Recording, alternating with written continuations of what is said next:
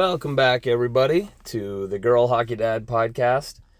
It has been a busy week, and I apologize to everybody that this is most certainly the fourth episode, and we skipped a week. I'm doing my best to make this a weekly event. It was a very hockey-heavy couple weeks, some tournaments, and of course I'll get into those tournaments and results in the next little bit here, but I wanted to start out by just saying thanks. We've had a lot of feedback in the last week, 2 weeks. Yeah, it's awesome. I really appreciate all the kind words, and I'm doing my best here. This is fun for me. I really enjoy it. I love talking hockey. I'm around rinks constantly. I love chatting with people about their feelings about minor hockey and the OW and everything that's going on. So this is fun for me. I gotta say to you parents, I really appreciate that you are listening to some of these episodes with your kids, and the kids are coming to me talking about it, which is cool. Definitely embarrassing at times. It's very new and hard to stomach at times. I'm an on-ice coach, and I will definitely take some ribbing. I will be made fun of, and I am fine with it. That's that's the fun part of all of this. So I just wanted to I wanted to do a quick recap. This is going to be a shorter episode for sure, but I did want to get into a recap about some things that I said in the last episode about U16 and the numbers comparison that I did between the OMHA and the OWHA. I did a comparison of U15 boys and U15 girls, and the reality is the numbers with girls with U15 are it's a double year, right? You've got the 13 and 14-year-olds in it. So when we were talking about total registrations and team numbers and everything else, I would have had to take into account 2 years of boys, so the U14, U15. And at the end of the day, there is higher registration and there are more teams on the boys' side, and that's, I made a comment about it being way more on the girls' side, and that's not fair. So I want to make sure that I apologize that my interpretation of the numbers were off there. However, that's only one point about the requirement or what feels like a need for U16 in girls hockey. Just this weekend and over the last week, some of the conversations that I've been having about U16 and about what's happening between U15 and U18 right now, it really backs up what we've been talking about. Just to double down on the comments, and then I'm going to move past this, and I hope in the future I can have a conversation with somebody from the OWHA and maybe even Hockey Canada about why this isn't a thing or why it may happen in the future. I would love to hear that it's in the works. That would be amazing. Just have a quick conversation with anybody who is a major right now in U15 that is going U18. There are not a lot of spots for Tier 1 players, girls who are currently playing Tier 1 in Ontario. What do you do if you're a minor and you're going into a U18 team in a center that has 2 or 3 majors in that U18 program that are going to graduate out? There are no spots. And it's not safe to assume that every center has a properly functioning U18 tiered system. So there's maybe not enough room on the U18 team in the next season, but maybe there's not enough space at the Tier 1 level, 18AA, but there is space at the U18A level, so players can go in their minor year and start to get experience at that U18 level and develop, and then gain a spot on the U18AA team. I can't say for sure that that's the plan across minor hockey in Ontario. Not every center looks at it that way. I would hope that is. I know that parents feel, again, I'm close to this, so I know that parents feel that it's not guaranteed. The number of times I talk to people, especially after the U16 episode, to say, what happens if my kid doesn't go U18AA in the minor year? If they don't go straight into the Tier 1 program, are they just going to get locked into single A Tier 2 forever, and they're not going to get a chance to grow and move up? Again, this is on the outside looking in, but something for associations to know. It's maybe time to have a talk with the coaching staff and with the associations and start to get it out there that there is a plan for development. That'll stop some of this stress of center jumping that's happening. again, going to the episode with Katie Mora, it's not a shot to anybody that does leave centers or move centers. You have to do what's best for your family. But some of the center moving happens because they feel there's no space for their kid to develop. So we really do need to address that. And it feels possible. It feels like we can have that conversation and get it out there from the coaching staff, from the associations to the parents, and start to understand that maybe your kid doesn't get a spot on the 18AA team, but stay patient, get in at the 18A, develop, and see where this thing goes. Anyways, I'm not going to talk more about that. I've probably already beaten it to death. I am still trying to get an interview with the OWHA and see if we can get more information, so we'll see when and if that happens. I'll let everybody know. It was a solid 2 weeks off, but there was a lot going on in the meantime. There was a couple of big tournaments. There was the Two Nations College Prep in Detroit and the Buffalo Inferno put on by Rush. In the Two Nations Cup, the 13AA division, the Markham Stouffville Stars won gold over the Chicago Mission 2-1. In the 14U category, the Madison Capitals won gold over the Barrie Sharks 3-2. In the U15 division, it was the Waterloo Ravens over the Oakville Hornets 5-1. And in the U18 division, it was the Stratford Aces over the North Halton Twisters 3-1. Then into the Buffalo Inferno. In the 14U Tier 1, it was the Stratford Aces over the Guelph Griffins 3-0 in the final. And in the 19U Tier 1 division, it was the Rice Prep Knights over the Niagara Rapids. I'm not going to lie, the websites for both of those tournaments were a little bit confusing. Otherwise, I'd have talked a little bit more about more of the scores. Then, just to touch on PWHL news, there's a ton going on right now. It's best, honestly, if you get on... This week, I'm just going to say it's best if you jump on to the website or to Instagram, jump on the PWHL official or PWHL report on IG, and you can follow all of the signings right now. There's a ton of the preliminary free agent signings that were going on that have signed 1 year, 2 year, 3 year contracts. The training camps will be starting in the middle of November. And just a couple hours ago, I heard they're probably going to be announcing the venues this week, actually. So that's super exciting. I know there's a ton going on right now. There's more tournaments coming this weekend.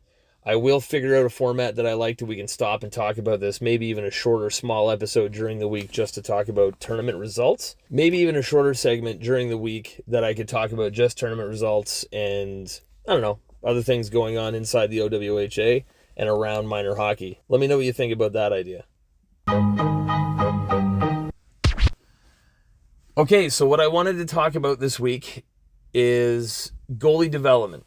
I follow a lot of goalie training facilities, as I do have a goalie daughter. I spend a lot of time in goalie development or at training facilities, and I follow a lot of these guys online on Instagram or whatever. A common thread is that minor hockey in Canada, I think some of these guys, and I can't make this claim, but some of these guys make the claim that minor hockey in general is failing the development of goaltenders. And I have experienced this firsthand. Currently, or my daughter is currently in a situation where the center is doing a fantastic job of trying to develop her and seeing development for other goalies or giving more opportunities. Here's the crux, or here's the base for what we're going to talk about. On a team, and maybe players have seen this, but you go to a practice, let's say you have 2 or 3 practices a week, and you get out there and the coaches put together all these drills and the goalies go out. For the majority of these drills, the goalies are just, you could literally have a shooter-tooter in the net. It's just puck, puck, puck, puck, puck, constant shots. A lot of the times if you see younger goalies in these practices, they don't really know what to do. They don't know where to move. They're taking 1 of every 4 shots, or they're getting 2 shots at a time, and it's chaotic. That's not a positive way for a goalie to develop any of their skills. So that's just a practice. And some centers, and a lot of centers now, may have a goalie coach that comes on ice and works with just the goalies, say 1 day a week. And let's say you are playing Tier 1, so you've got an hour and a half practice, and for 45 minutes of that, 50 minutes of that, the 2 goalies have the 1 goalie coach, and they work just on their own with them, and that's what they get. Then you go to games, Goalie gets a warm up. You decide who's playing. There's one or two. Hopefully you have two goalies. And they take some shots, get the game going. In between periods, they come out for a bit of water. Maybe the coach says something to the goalie. Maybe the assistant coach says something to the goalie. At the end of the day, the person who knows the most about how that goalie played or how many shots or any of those things is most likely the goalie parent, because you're focused on one player. You're focused on how that one player did during the game and what they've experienced. And I'm speaking for myself here, but most goalie parents aren't looking at what everybody else is doing on the ice. They're looking at what their player is doing. And sure, you can have comments about support and this and that and the other thing, but at the end of the day, you're looking at what your own kid's doing. So with all that in mind, I think most people would say that's generally the experience. And you can twist, or you can add or subtract some things in there. And maybe there's some centers that have a dad on the team or one of the parents in the parent group who played net and wants to offer some of their expertise or this or that, or the family goes out and gets some additional training here and there. The best thing that I've heard in the last little bit is that there are centers that are offering to goalie parents external training. They're giving them a budget for that external training to give them a leg up, to get some specified time for just their kid. And that's awesome, but not everybody's offering it. You have a huge shortage of goalies. Most people know that. There is not an overwhelming amount of players out there to play the position. Well, why would you? What's the incentive for kids to really get into it? I mean, I've spoke to many other goalie parents whose kid, first straps on the pads when they're cycling through in U9 or in novice or whatever, and it's everybody takes their turn and something just clicks. Like the kid loves that. And that's awesome. And we want to do whatever we can to foster the growth of our kids. But now look at it from the level of the center that you play for. What are they doing? I think if you have kids looking to play in different centers or in different teams right now as a goalie, one of the best things you can hear is we have a coach on the bench that is dedicated to working with the goalie in practices, in games, positive and constructive feedback, ways to help that goalie grow. That's the best case scenario. That center then is going to draw more goalies in to want to develop. You may then find that you have two goalies at each level and that they're growing and developing and getting better and then getting called up to practices and getting called up to games. It's a very taxing position. And I don't believe enough attention has been paid to the finer aspects of it. I don't know how many teams have a dad who played in the 80s or in the 90s or whatever, and I'm not disparaging any of that. It's great that people want to help.